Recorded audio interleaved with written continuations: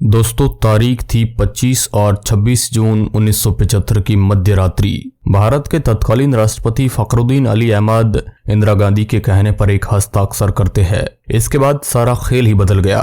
दरअसल उन्होंने यह हस्ताक्षर किए थे देश के आपातकाल के दस्तावेज पर। फिर 26 जून के सवेरे के साथ ही सुबह 6 बजे के करीब मंत्रिमंडल की आपात बैठक बुलाई जाती है, जिसमें इस बात की जानकारी दी गई कि भारत में आपातकाल लगा दिया गया है। इंदिरा गांधी की यह बात सुनकर मंत्रियों के भी पसीने छूट गए थे। कुछ ही देर बाद जब लोग रेडियो पर सुनते हैं तो इंदिरा गांधी की आवाज में एक संदेश सुनाई देता है, भाइयों और बहनों, राष्ट्रपति जी ने पूरे भारत में आपातकाल लगा दिया है और इससे आम लोगों को डरने की जरूरत नहीं है। इसके बाद पूरे देश में माहौल ही बदल गया था। और दोस्तों, फिर क्या था, जहां पर भी इस आपातकाल का विरोध किया जाता उन नेताओं को जेलों के अंदर ठूसा जाने लगा। 25 जून की रात से ही विपक्षी नेताओं को गिरफ्तार करने का सिलसिला शुरू हो गया था। जयप्रकाश नारायण, लाल कृष्ण आडवाणी, अटल बिहारी वाजपेयी, जॉर्ज फर्नांडिस जैसे बड़े नेताओं को जेल में डाल दिया गया। आलम यह था कि देश में कई जगह जेलों में जगह भी नहीं बची थी। प्रेस पर सेंसरशिप लगा दी गई थी। इसके बाद हर अखबार के दफ्तर पर एक सेंसरशिप अधिकारी बैठा दिया गया।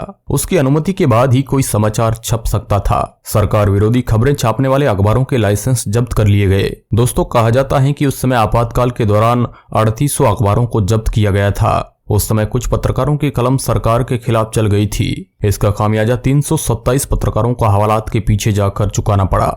290 अखबारों में सरकारी विज्ञापन बंद कर दिए गए। इस दौरान ब्रिटेन के द टाइम ऑफ गार्जियन जैसे अखबारों के 7 संवाददाताओं को भारत से ही बाहर कर दिया गया। दिल्ली के रामलीला मैदान में हुई 25 जून की रैली की खबर पूरे देश में न फैल सके, इसके लिए दिल्ली के बहादुर शाह जफर मार्ग पर स्थित अखबारों के दफ्तरों की बिजली रात में ही काट दी गई। रात को ही इंदिरा गांधी के विशेष सहायक R.K. धवन के कमरे में बैठकर संजय गांधी और राम मेहता उन लोगों की लिस्ट बना रहे थे जिन्हें गिरफ्तार करके जेलों में डालना है।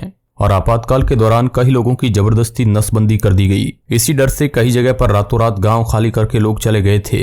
आलम यह था कि कई गांवों को पुलिस द्वारा चारों तरफ से घेर करके जबरदस्ती लोगों की नसबंदी कर दी गई। आंकड़े बताते हैं कि 1 साल के भीतर 62 लाख लोगों की नसबंदी कर दी गई। हालांकि इस कदम से सरकार आबादी कम करना चाहती थी, लेकिन सरकार का यह कदम लोगों पर भारी पड़ गया। आपातकाल के दौरान लोकतंत्र को बुरी तरह कुचल दिया गया। जहां भी आंदोलन किया गया वहां पर प्रशासन की मदद से बर्बरता से कुचल दिया गया।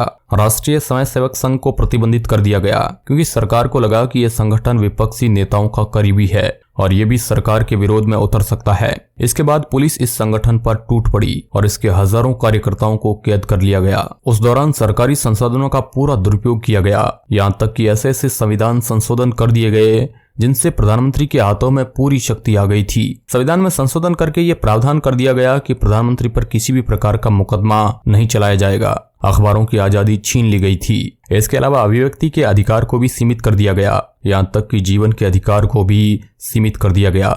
लेकिन भला सत्ता के नशे में चूर इंदिरा गांधी को यह सब कुछ कहां दिखने वाला था। इसके बाद अंतर्राष्ट्रीय मंच पर चारों तरफ इंदिरा गांधी की आलोचना होने लगी। भारत के लोगों में इंदिरा गांधी के खिलाफ बहुत भयंकर गुस्सा था। इमरजेंसी हटाने के लिए कई संगठन सड़क पर उतर गए थे।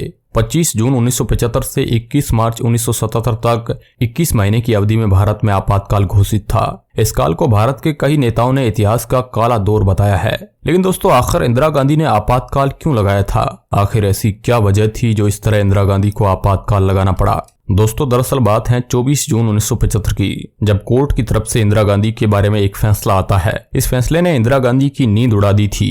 ये फैसला था 1971 के चुनाव के बारे में। दरअसल 1971 में इंदिरा गांधी गरीबी हटाओ के नारे के बलबूते पर कांग्रेस भारी बहुमत से आई थी और इंदिरा गांधी ने अपना चुनाव रायबरेली से लड़ा था और इनकी विरोध में सोशलिस्ट पार्टी के नेता राजनारायण थे। लेकिन इंदिरा गांधी ने 1,11,000 मतों से अपने प्रतिद्वंदी राजनारायण को हरा दिया। लेकिन उन्हें यह हार हजम नहीं हुई क्योंकि वह मतगणना से पहले ही उन्हें लग गया था कि जीत तो पक्की है, अब तो बस रिजल्ट आना है। लेकिन इतनी बड़ी हार देखकर सहन नहीं हुआ और इसी हार की हड़बड़ाहट में वो इंदिरा गांधी के खिलाफ इलाहाबाद हाई कोर्ट पहुंच गए। उन्होंने कोर्ट से कहा कि इंदिरा गांधी ने सरकारी मशीनरियों का दुरुपयोग किया है और सरकारी खजाने में मौजूद तय सीमा से अधिक पैसे खर्च करके चुनाव में धांधली की है और चुनाव में घोटाला करके उन्होंने ये जीत हासिल की है। करीब 4 साल तक ये मामला कोर्ट के अंदर चलता रहा। साल 1975 की तपती गर्मी के दौरान अचानक भारतीय राजनीति में भी बेचैनी दिखी और 12 मई 1975 को मामले की सुनवाई हुई और हाईकोर्ट ने इंदिरा गांधी को दोषी ठहराते हुए और रायबरेली से इंदिरा गांधी को अवैध ठहरा दिया और अगले 6 सालों तक इंदिरा गांधी के चुनाव पर रोक लगा दी। इसके बाद इंदिरा गांधी इस मामले को चुनौती देने के लिए सुप्रीम कोर्ट पहुंच गई, लेकिन वहां भी इंदिरा गांधी को कुछ खास हासिल नहीं हुआ और 24 जून को सुप्रीम कोर्ट ने हाईकोर्ट के निर्णय को बरकरार रखते हुए फैसला दे दिया। इसके बाद विपक्षी पार्टियां इंदिरा गांधी पर टूट पड़ी। चारों तरफ विपक्षी पार्टियों के नेता सड़कों पर उतर गए। चारों तरफ एक ही आवाज थी कि इंदिरा गांधी इस्तीफा दो। 25 जून 1975 को जयप्रकाश नारायण सहित बड़े नेताओं ने एक विशाल रैली की, जिसमें लाखों लोग उपस्थित हो गए थे। लाखों लोगों की ये भीड़ इंदिरा गांधी की दिल की धड़कनें बढ़ा रही थी। इस रैली में बड़े पैमाने पर इस बात पर जोर दिया गया और जनता से अपील की गई कि कांग्रेस का बहिष्कार करे और कोई भी सरकारी अधिकारी इनकी बात न माने। कोर्ट के आदेश के बाद इंदिरा गांधी काफी दुखी थी।